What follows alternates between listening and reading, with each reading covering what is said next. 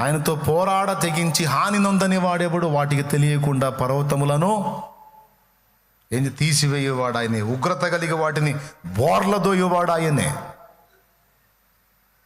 మౌనంగా ఉంటాడు, చూస్తాడు. ఒక్కటే ఒక తన్ను. ఒట్టి పర్వతాలు బోర్ల దోశ ఏం చేసుకుంటాడండి? పర్వతాల గూర్చిన మాట కాదు అది, పర్వతాల్లాగా ఫీల్ అవుతున్న వ్యక్తులను గూర్చిన మాట అది. ఓ నేను ఇంత పర్వతాన్ని, నేను మామూలుని కాదు, నేను మామూలు దాన్ని కాదు, అస్సలు అబ్బో అది ఇదని పర్వతాల్లా ఫీల్ అవుతున్న వాళ్ళని నడుములకు పెట్టి ఒక తన్నుదంతే. ఆపరేషన్ చేసినా మళ్ళీ సెట్ కాదంతే. దేవునికి స్తోత్రం కలుగును గాక. ఎవడైనా ఆయన అధిక బల సంపన్నుడు.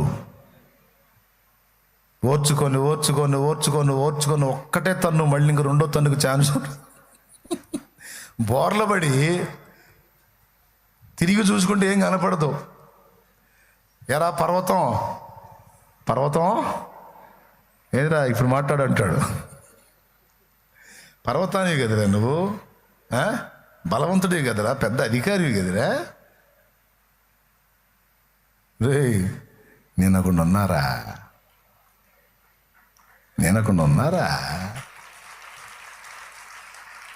మనుషులకు నువ్వు పర్వతానే కావచ్చు, నా ముందు ఒక చిన్న రాయి సమానం కూడా కావురా నువ్వు.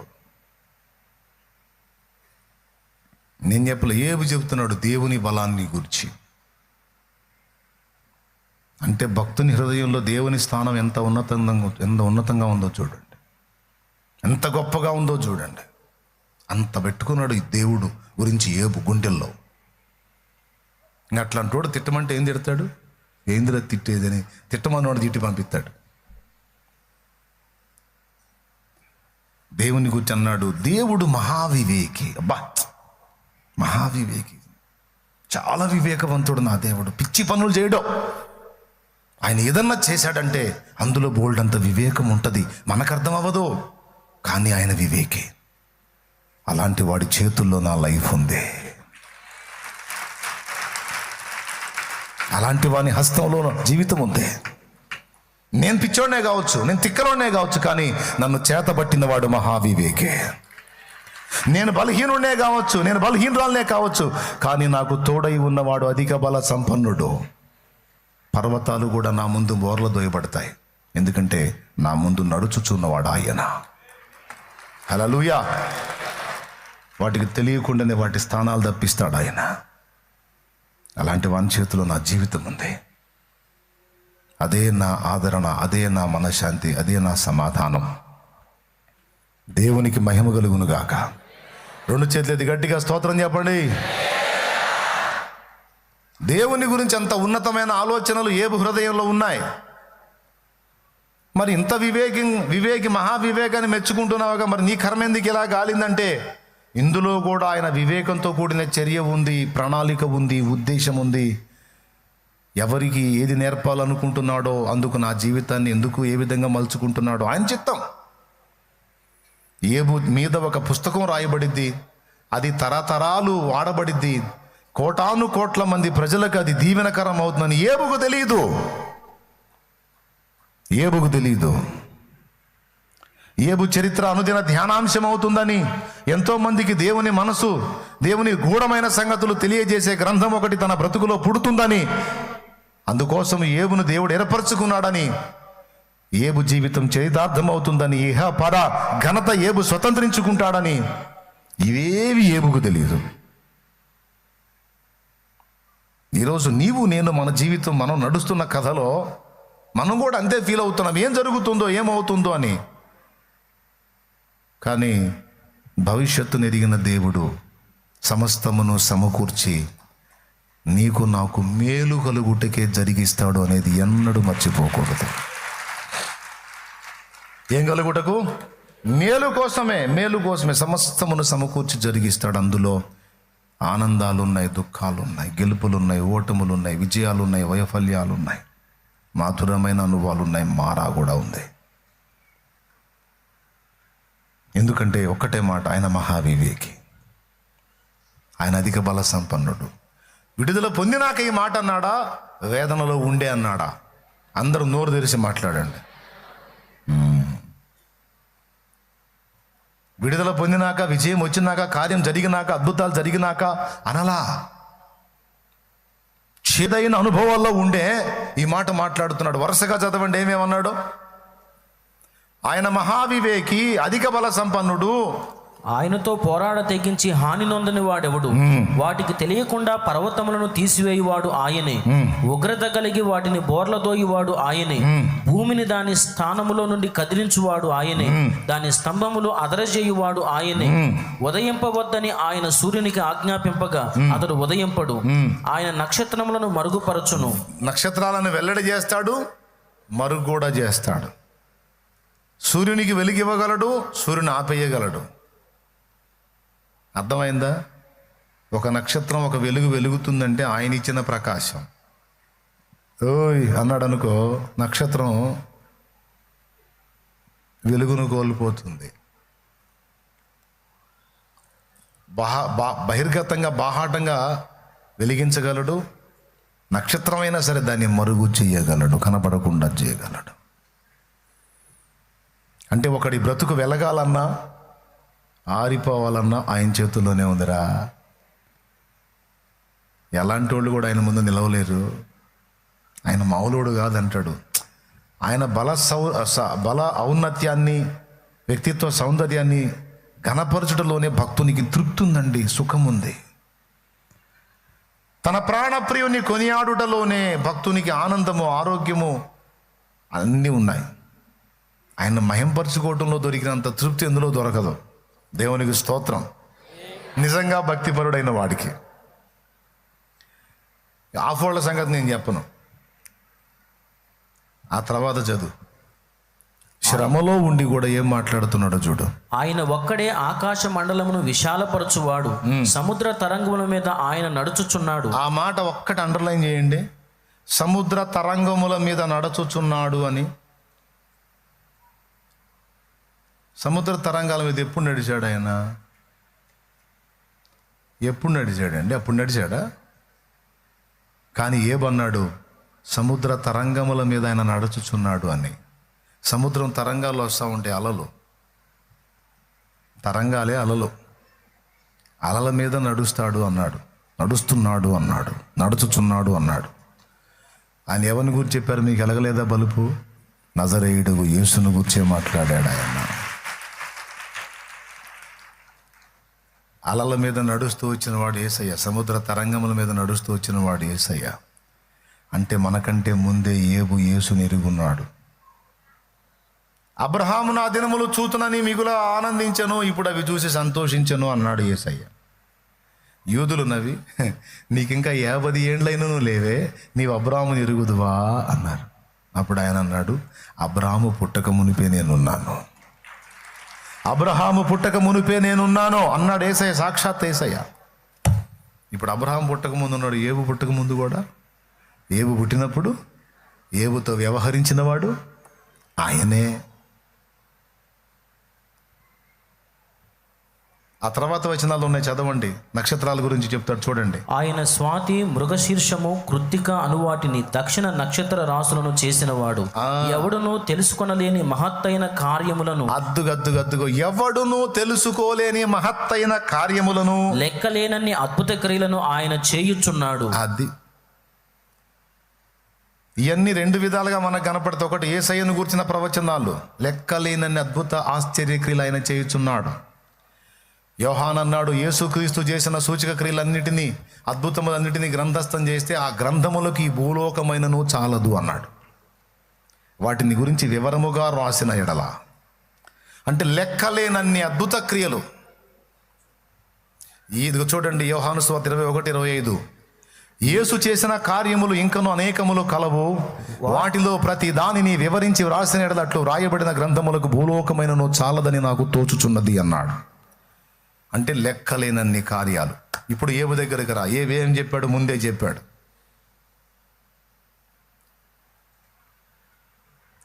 ఎవడును తెలుసుకొనలేని మహత్తైన కార్యములను, లెక్కలేనన్ని అద్భుత క్రియలను ఆయన చేయుచున్నాడు. ఓకే, బాగా గమనించాలి. ఇదంతా శ్రమలో ఉండి చెబుతున్నాడా, విడుదల వచ్చినాక చెప్తున్నాడా? పెద్దగా చెప్పాలి. దుఃఖములో ఉండే, వేదనలో ఉండే, బాధలో ఉండే, శ్రమలో ఉండే, పీకల్లోతు శ్రమలో ఉండే ఈ మాటలన్నీ మాట్లాడుతున్నాడు ఏబు. ఇప్పుడు మీరు చెప్పండి, ఫైనల్లో ఏబుకి ఏం జరిగింది? ఏబు పలికిన ఈ మాటలు నెరవేరినాయా, ఇంకేదన్నా నెరవేరిందా? ఖచ్చితంగా ఏబు పలికిన ఈ మాటలన్నీ నెరవేరినాయి.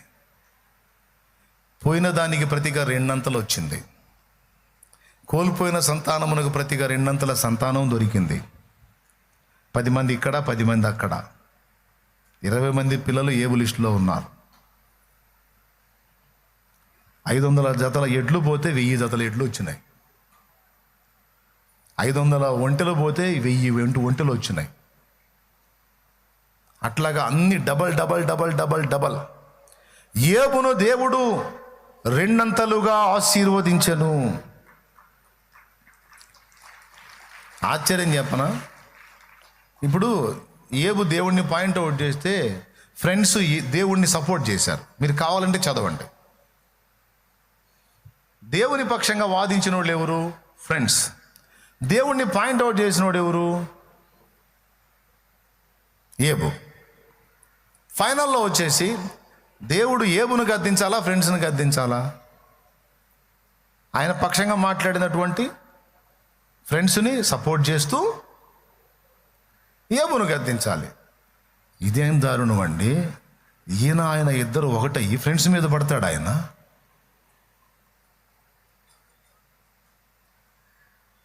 ఇట్లుంటుంది మరిగా. దేవుని సంబంధులతో పెట్టుకుంటే అంతే ఉంటుంది. నేను ఇదే చదివి ఆశ్చర్యపోయాను. ఏమయ్యా, ఇంతసేటు అధ్యాయాలన్నీ కూడా వాళ్ళు నీకు సపోర్ట్ చేసి మాట్లాడారు, ఏమేమో పాయింట్అవుట్ చేసి మాట్లాడాడు. ఎందుకని ఏబును సపోర్ట్ చేసి వాళ్ళని చంపుతానన్నావు? మళ్ళీ ఏబే వాళ్ళ కోసం రిక్వెస్ట్ చేయాల్సి వచ్చింది? ఏమో మీరే చెప్పండి ఎందుకన్నాడు? యుక్తమైన దానిని ఏబు పలికాడు, వాళ్ళు పలకలేదు అనే. ఇప్పుడు దేవుడు తన భక్తునితో వ్యవహరిస్తున్నప్పుడు విషయాలు పూర్తిగా తెలుసుకోకుండా భక్తులను నిందిస్తే దేవుడు ఊరుకోడు.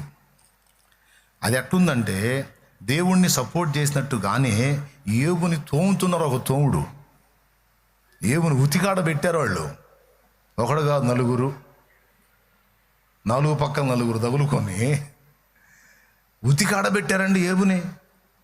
వాళ్ళ దెబ్బగారే ఆ కష్టాలు బాధలేము, కానీ మీ మాటల దెబ్బకి నాకు నరకం కనపడుతుందిరా, మీరు పనికి మాలిన వైద్యులు అన్నాడు. విలవిలలాడిపోయాడు. విలవిలలాడించారు, ఏబును గాయపరిచారు. జ్ఞానము లేని మాటలు పలికి ఆలోచన నిరర్ధకం చేయుచున్న వీడెవడో? నాకు సపోర్ట్ చేసినట్టుగా మాట్లాడుతూ నా బిడ్డను అల్లాడిచ్చారా మీరు?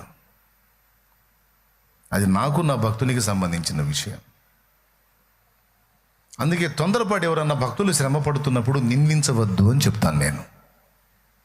కొంతమందికి నోటి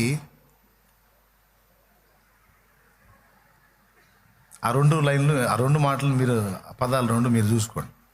నోటి ఆగదు.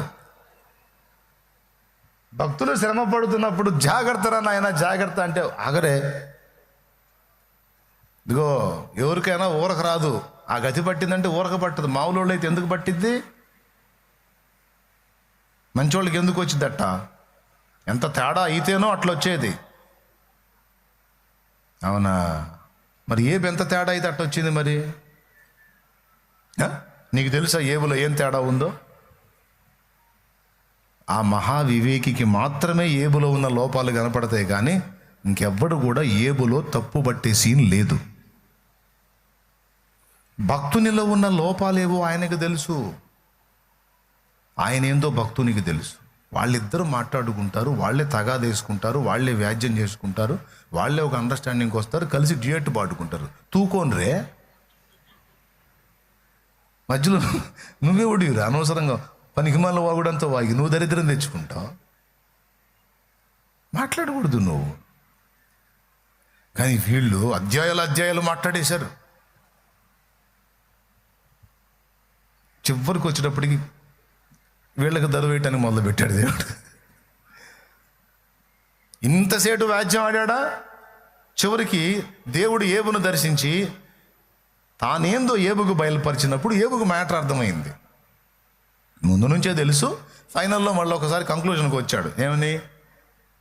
నీవు సమస్తమును చేయగలవనియు నీవు తలపెట్టినవేవి నిష్ఫలము కానేరవనియు నేను తెలుసుకున్నాను.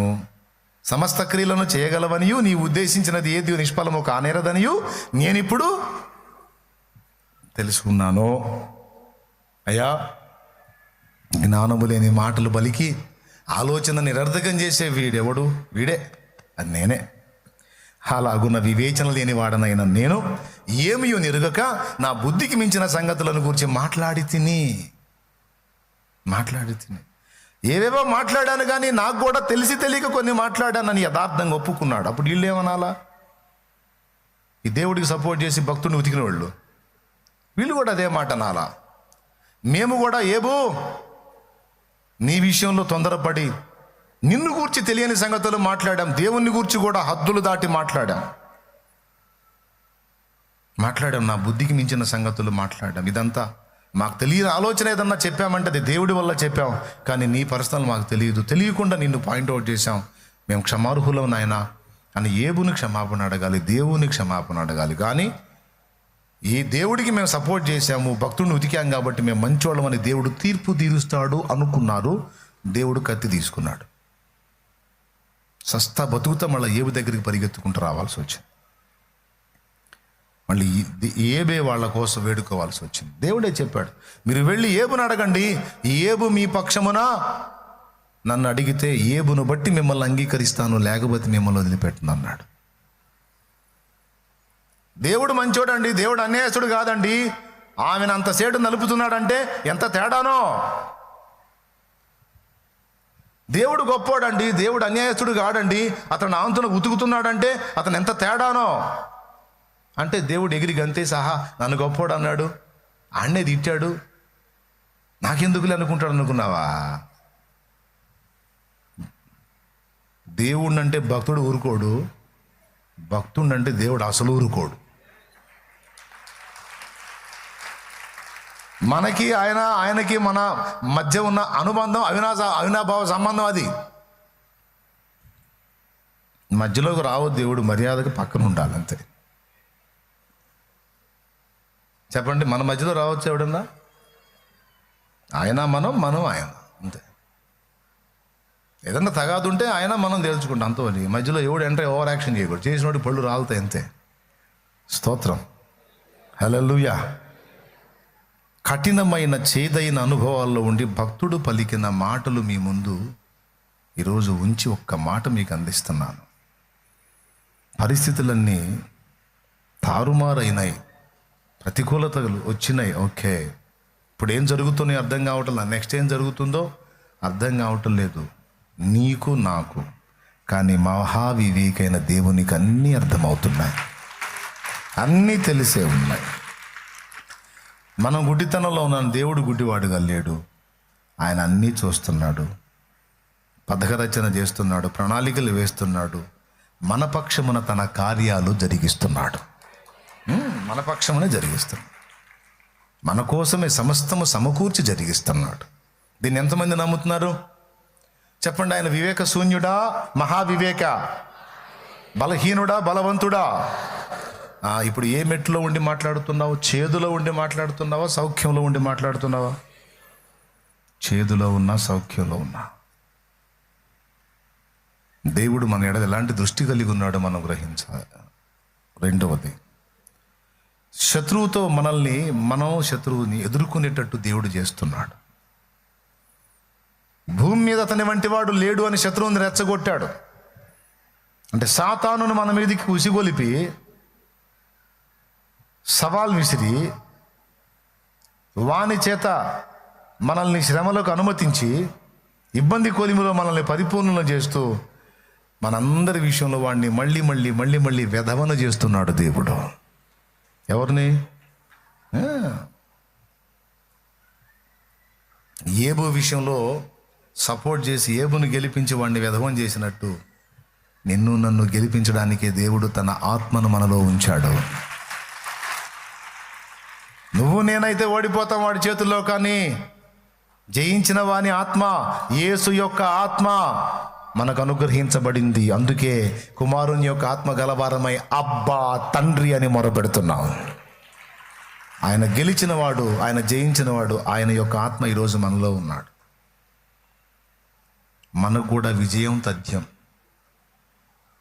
ఏబు పలికినట్టు మనం కూడా పలకాలి. ఏంటంటే, లెక్కలేనన్ని అద్భుతమైన క్రియలు ఆయన జరిగించుచున్నాడు, లెక్కలేనన్ని ఆశ్చర్య క్రియలు ఆయన జరిగించుచున్నాడు. ఆఖరి మాట, ఇదిగో నా సమీపముగా దాటిపోవచ్చున్నాడు. చదువు నాన్న. ఇదిగో ఆయన నా సమీపమున గడిచిపోవచ్చున్నాడు గాని నేను ఆయనను కనుగొనలేను. దేవునికి మహిమ. ఇదిగో ఆయన నా సమీపముగా గడచిపోవచ్చున్నాడు. గడచిపోవున్నది కాలం. ఇక్కడ దేవుడు కాలమై ఉన్నట్టు కనపడుతున్నాడు. సమీపముగా నడచిపోవచ్చున్నాడు, గడచిపోవచ్చున్నాడు. నడిచిపోతున్నాడు అంటే అది పక్కగా పోతున్నాడు, కానీ గడచిపోవచ్చున్నాడు. గడిచేది కాలం. వాక్యం స్టార్టింగ్లో ఒక కాలం ఉంది, ఇప్పుడు అది గడిచి ఎండింగ్కి వచ్చింది. గడచిపోవుట. అక్కడ నేను నా బైబిల్లో రాసుకున్నాను, దేవుడు ఇక్కడ కాలముగా కనిపిస్తున్నాడు అని. ఇక్కడ ఉంది, నేను రాసుకున్నాను, దేవుడు ఇక్కడ కాలంగా కనిపిస్తున్నాడు అని. ఆయన నడిచిపోవటమే కాదు, గడిచిపోతాడు. అంటే ఒక రకంగా చెప్పాలంటే మనకు ఇవ్వబడినటువంటి లైఫ్ కూడా ఆయనే, కాలము ఆయనే, టైం ఆయనే, ఆది ఆయనే, అంతం ఆయనే, అన్నిటా ఆయనే కనపడతాడు. కాబట్టి నా చేరువున పోవచ్చున్నాడు కానీ నేను ఆయనను చూడలేకపోతున్నాను, ఆయన నాకు కనబడడు అన్నాడు. చూడండి, ఇదిగో ఆయన నా సమీపముగా గడిచిపోవచ్చున్నాడు కానీ నేను ఆయనను కనుగొనలేను. నా చేరువను పోవచ్చున్నాడు కానీ ఆయన నాకు కనబడడు. నీకు ఇవ్వబడిన ఆయుష్కాలము ప్రభువే. ఆ కాలము గడిచిపోతుంది, నీకు కనపడదు, నీ బుర్రకు అర్థం కాదు. అర్థమైతే ఆ కాలముని, నీకు దేవుడు అనుగ్రహించినటువంటి కాలముని నువ్వు వ్యర్థపుచ్చుకోవు, వినియోగించుకుంటావు. దేవుడు నీకు ఇచ్చిన మంచి టైముని సద్వినియోగం చేసుకుని దేవుడు సంతోషించే కార్యాలు నెరవేర్చి ఆయన ముందు నిలబడతావు. దేవుడు నీకు ఇచ్చిన కాలాన్ని గుర్తుపట్టకపోతే దాన్ని వ్యర్థపుచ్చుకుంటావు. ఈరోజు చాలామంది, ఈరోజు చెడిపోయిన దినాల స్పెషల్ ఏంటంటే, చాలామంది దేవుడిచ్చిన కాలాన్ని వ్యర్థపుచ్చుకుంటున్నారు. చెయ్యండి, ఇదిగో ఇన్ని అవకాశాలు ఉన్నాయని నీ ముందుకు తీసుకొచ్చిన అవకాశాలన్నిటినీ పోగొట్టుకొని రక్షణ పొందే కాలాన్ని పోగొట్టుకుంటున్నారు, సేవ చేసే కాలాన్ని పోగొట్టుకుంటున్నారు, దేవుని కొరకు ఫలించే కాలాన్ని పోగొట్టుకుంటున్నారు. ఇదంతా చెత్తగా తగలబెడుతున్నారు. పనికి మాలిన వ్యాపకాలకి, పనికి మాలిన వ్యవహారాలకి తగలబెడుతున్నారు. గడిచిపోతున్నాడు ఆయన, గుర్తుపట్టట్లా. తరిగిపోతుంది ఆయుష్కాలం, గుర్తుపట్టట్లా. ముంచుకొస్తుంది సమయం, గుర్తుపట్టట్లా. ఈరోజు తెలివి తెచ్చుకుందాం. దేవుడు మనకు కాలమై ఉన్నాడు, మనకి ఇవ్వబడినటువంటి కాలము ఆయనే. ఆ కాలాన్ని సద్వినియోగం చేసుకుందాం. కాలమై ఉన్న క్రీస్తు కొరకే మన కాలాన్ని వెచ్చిద్దాం. చెవులు గలవారికి స్వరం వినబడుతుంది, నేను చెప్పింది ఏందో. దేవునికి స్తోత్రం.